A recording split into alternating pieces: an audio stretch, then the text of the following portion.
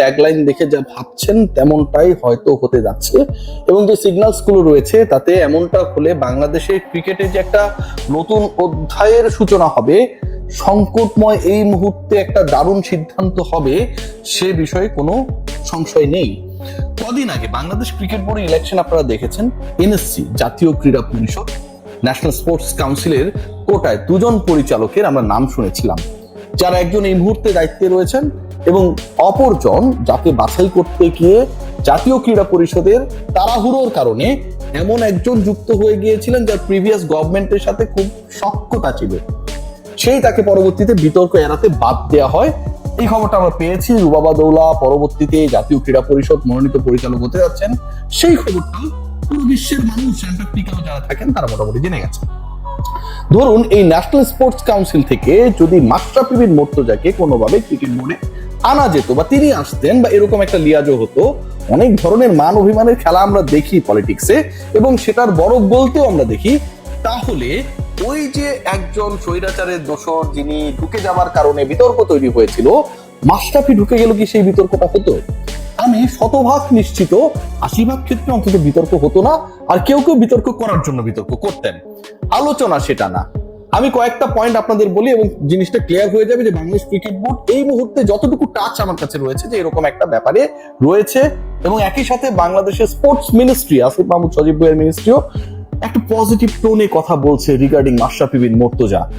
বাংলাদেশের ওয়ানডেতে অপ্রতিরোধ্য হয়ে যাওয়া, হোমে বাংলাদেশের সিরিজ মানে আমরা যেই দলই হোক, সেটা ইন্ডিয়া, পাকিস্তান, সাউথ আফ্রিকা, আমরা হারিয়ে দেব, তাদের বিপক্ষে জয় পাবো, সেরকম একটা ব্যাকরণের নিয়মে পরিণত হয়ে যাওয়া, বাংলাদেশের র্যাঙ্কিং ৬-৭-এর মধ্যে চলে আসা, বিশ্বকাপের কোয়ার্টার ফাইনাল খেলা, চ্যাম্পিয়ন্স ট্রফির সেমিফাইনালে লড়াই করা, এই যে ঘটনাগুলো ঘটেছে এবং বাংলাদেশের ক্রিকেট ইতিহাসে প্রথমবারের মতো ট্রাই নেশনস সিরিজ জয়, সেটাও যার ক্যাপ্টেন্সিতে, যার অধিনায়কত্বে, যার দায়িত্বে ঘটেছিল।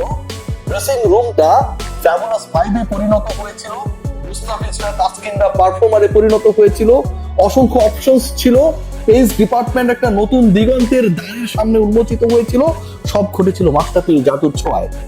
মাশরাফি বিন মুর্তজা পলিটিশিয়ান মাশরাফি না, ক্রিকেটার মাশরাফি, ক্রিকেটের থিঙ্কিং এর জায়গায় গডফাদার মাশরাফি। যেই মাশরাফি বাংলাদেশের ক্রিকেটকে যেভাবে দেখেছেন, যেভাবে করেছেন, যে জায়গায় নিয়ে গেছেন, সেই জায়গা থেকে পদচ্যুত বাংলাদেশের ক্রিকেট এমন এক পর্যায়ে চলে গেছে যে গত ১৯ বছরের মধ্যে র্যাঙ্কিং এর সর্বনিম্ন অবস্থানে রয়েছে। ঠিক তখন মাশরাফির ব্যাপারে যুব ক্রীড়া উপদেষ্টা পজিটিভ নোটে কথা বলেন। কদিন আগের ঘটনা, কি বলেছেন যে মাশরাফি আর আসলে আগের ছন্দে নেই, পলিটিক্যাল সেই ছন্দের কথা বলেছেন, তিনি তার অবস্থান থেকে সরে এসেছেন, এরকম একটা ইঙ্গিত দিয়েছেন। এরপরের ব্যাপারটা একটু ২-২-৪ মেলানোর চেষ্টা করুন। মেহেদী হাসান মিরাজ, দেখুন মাশরাফি সাকিব নিয়ে কথা বলার ক্ষেত্রে কিন্তু একটা সতর্কতা অবলম্বনের ব্যাপার থাকে, খুব স্বাভাবিক। সাকিবের ব্যাপারে সতর্ক যতটুকু, মাশরাফির ব্যাপারে ক্রিকেটার, ক্রিকেট বোর্ড কিংবা উপদেষ্টা তাদের সতর্কতার জায়গাটা আরো বেশি, কারণ মাশরাফি বাংলাদেশেই অবস্থান করছেন। মাশরাফিকে আপনি খুঁজলে ঢাকা শহরেই পাবেন। সেই মাশরাফির ব্যাপারে যে সরকার পতনের আন্দোলনে অগ্রণী ভূমিকা পালন করেছিল, যে ৫-৬ জন টপ লিস্টে সজীব ভুইয়া, তাদের একজন যখন পজিটিভ নোটে কথা বলেন এবং তার মিনিস্ট্রির আওতায় বাংলাদেশ ক্রিকেট বোর্ড, সেই ক্রিকেট বোর্ডে চুক্তিবদ্ধ ক্রিকেটার যখন বলেন যে সিরিজ জয়ের আগের সময়টায় মাশরাফি ভাইয়ের সাথে প্রচুর কথা হয়েছে, that helped me a lot to make my plans. Miraj যখন এই কথা বলেন প্রকাশ্যে, ফেসবুক স্ট্যাটাসে না, প্রকাশ্যে সংবাদ সম্মেলনে ওয়েস্ট ইন্ডিজের বিপক্ষে ওয়ানডে সিরিজ জয়ের পর যখন এই কথা বলেন, এটা একটা মিনিং ক্রিয়েট করে। কারণ জাতীয় দলের এই মুহূর্তের যে সিন্ডিকেট, জাতীয় দলের ড্রেসিং রুমের এই মুহূর্তে যে রোগ, কর্কট রোগে আক্রান্ত, কেমো রেডিও কোনো থেরাপিতেই কাজ করছে না, সেটার থেকে ক্রিকেটকে লাইনে আনতে গেলে আমিনুল ইসলাম বুলবুলদের এমন একজন ক্যারেক্টার দরকার, যিনি আসলে এখানকার ভেতরের গন্দে বাতোं को बहुत अच्छे से समझते हैं। হিন্দিটা আসলে ওভাবে বলতে পারি না, কিন্তু গন্দে গন্দে কাহিনীগুলো এখানটায় হচ্ছে, সেই ব্যাপারটাকে ঠিক করার জন্য ইউ নিড আ ক্যারেক্টার, এবং ওই ক্যারেক্টারের ব্যাপারে ক্যাপ্টেনের, ওই ক্যারেক্টারের ব্যাপারে মিনিস্ট্রির, ওই ক্যারেক্টারের ব্যাপারে নতুন বাংলাদেশের যারা নেতৃত্বে তাদের আপত্তির জায়গাটা নেই। তাহলে কি Mashrafe bin Mortaza is going to be the part of the national team? ২৭ world কাপে বাংলাদেশকে টপ 8-এ থাকতে হবে, 9-এ থাকলেও চলবে, কিন্তু সাউথ আফ্রিকা যদি আবার 8-এর বাইরে চলে যায় তখন ঘটনা অন্যরকম ঘটতে পারে। সো এই যে ইকুয়েশন, এখন বাংলাদেশ 10 নম্বরে, এবং এই ইকুয়েশনটা ব্রেক হয়েছিল, বাংলাদেশ 9-10 থাকে, এগিয়ে ছিল এই মাশরাফির সময়ে। ক্রিকেটাররা এখনো তাকে মানে, ক্রিকেটাররা শুধু মানে না, ক্রিকেট দলের ক্যাপ্টেন এখনো তার কাছ থেকেই পরামর্শ নেয়।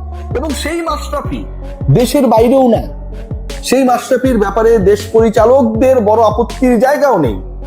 ঘটনা যখন এটা ঘটে, ঠিক তখন আমার কাছে মনে হয় বাংলাদেশ ক্রিকেট বোর্ড, আমিনুল ইসলাম বুলবুলের board, they are thinking in a positive note about Mashrafe bin Mortaza, how to include to the national setup.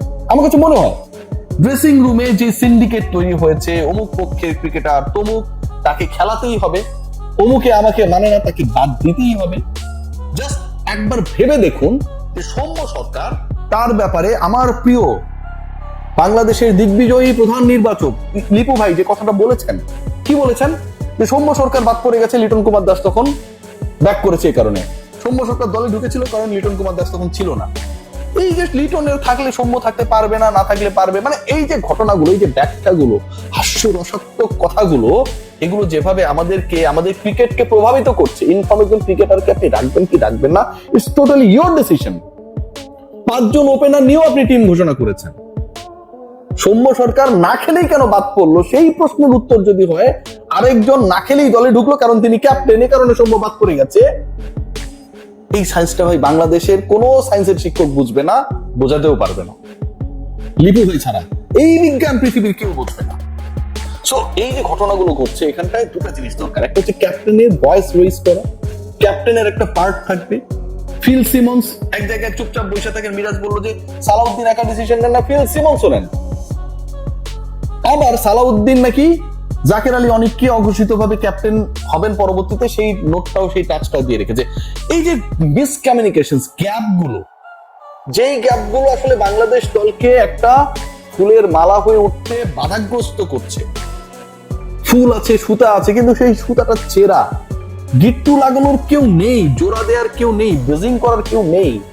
ওই জায়গাটায় আমার কাছে যেটা মনে হয় যে 2-2-4 মেলালে Mashrafe is going to be a part of the national side. কোন রোলে তিনি আসবেন ডিফিকাল্ট টু সে, বাট সকল এলিমেন্টস কে আপনি যদি এক করেন, অন্তত এই ভাইবসটাই পাওয়া যায়। মাশরাফির ব্যাপারে সরকার, বিসিবি, ক্যাপ্টেন, ক্রিকেট বোর্ডের চুক্তিবদ্ধ ক্রিকেটাররা দে আর ভেরি মাচ পজিটিভ। যেই মাশরাফি এখনো বাংলাদেশেই রয়েছেন, যেই মাশরাফি এখনো ঢাকা শহরেই রয়েছেন, যেই মাশরাফি বাংলাদেশে অবস্থান করার পরেও সাকিবকে নিয়ে যেই ধরনের ঘটনা প্রবাহ ঘটেছিল, ঘটবে, মাশরাফির ব্যাপারে ঠিক একই কর্তৃপক্ষের মনোভাবটা ভিন্ন। সেই মাশরাফি বিন মুর্তজাকে নিয়ে যখন প্রকাশ্য সংবাদ সম্মেলনে টানা 4 সিরিজ পরাজয়ের পর ক্যাপ্টেন এসে বলেন মাশরাফির অ্যাডভাইস আলটিমেটলি কাজে লেগেছিল বাংলাদেশের এই সিরিজ জয়ের ক্ষেত্রে, চাপকে জয়ের ক্ষেত্রে, রেটিং পয়েন্ট পাবার ক্ষেত্রে, তখন এটা অনেক কিছু, অনেক বড় মিনিং ক্যারি করে। Mashrafe, I do firmly believe that he is in a chain, যেই চেইনটা, এই থিঙ্কিংটা চলছে যে তাকে জাতীয় দলে কোনো একটা গুরুত্বপূর্ণ রোলে ইনক্লুড করা যায় কিনা, to break all the syndicates এবং একই সাথে to make some peace here.